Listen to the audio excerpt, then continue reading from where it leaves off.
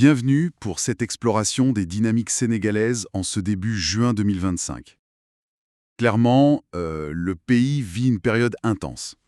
Intense, oui, c'est le mot. Entre économie et politique, ça bouge beaucoup. Exactement. On va regarder ça de plus près, le projet de loi sur la souveraineté économique bien sûr, mais aussi les frictions politiques assez nettes. Sans oublier le dialogue national et ses suites financières. Tout à fait. Et puis, un œil sur la diplomatie.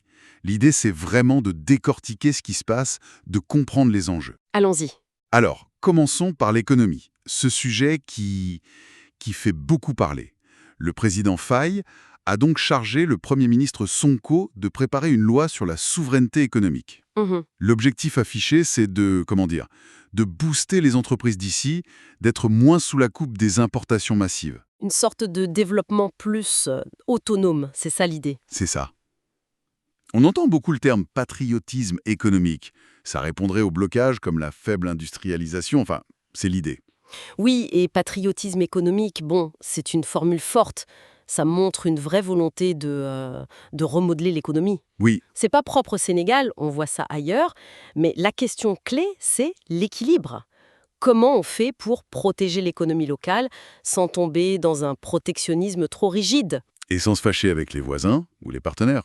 justement? Surtout dans un espace comme la CEDEAO, par exemple.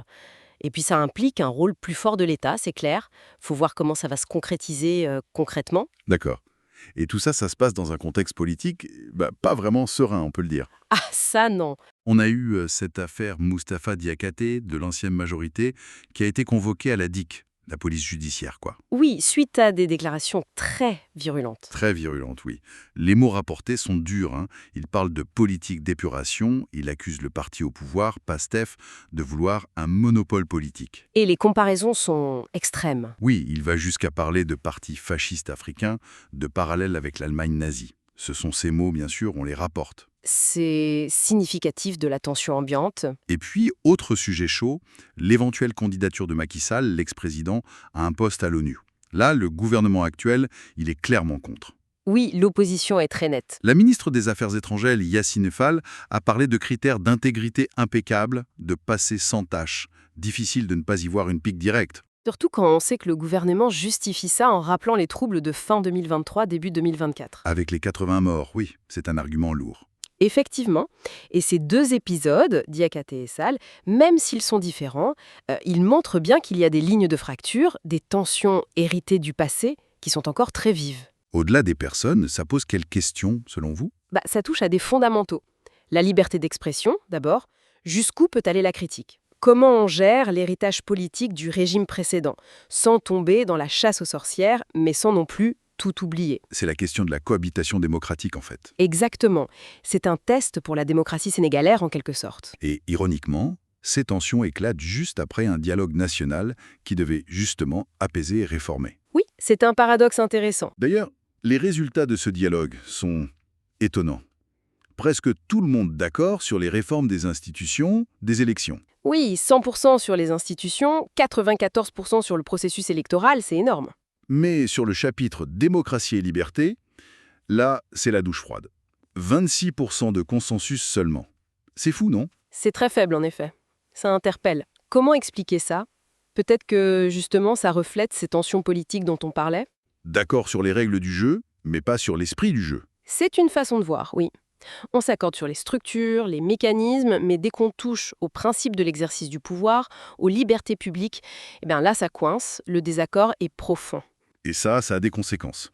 C'est intéressant de voir que pile au même moment, on apprend que les discussions avec le FMI sont suspendues. Ah oui?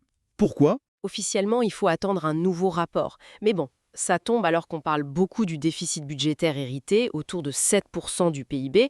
C'est pas rien, et que des audits sont en cours. Donc il y a un lien. Difficile de ne pas en voir un. La restructuration politique, ce débat sur les libertés, tout ça se confronte aux dures réalités économiques.